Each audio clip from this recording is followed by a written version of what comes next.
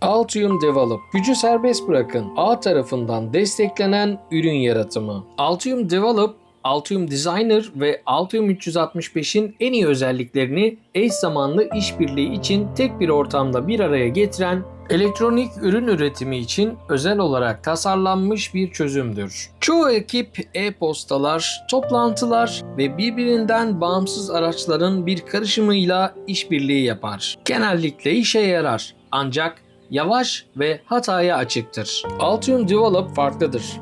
Bütün işbirlikçileri tek bir çatı altında toplar. Tüm işbirlikçiler işin işleyişini ve yaratım sürecini takip ederek geri bildirimlerde bulunur ve hatayı minimuma indirir. Videonun açıklamalar kısmında bulunan bağlantıyı kullanarak Altium Develop'a erişin ve denemekten çekinmeyin.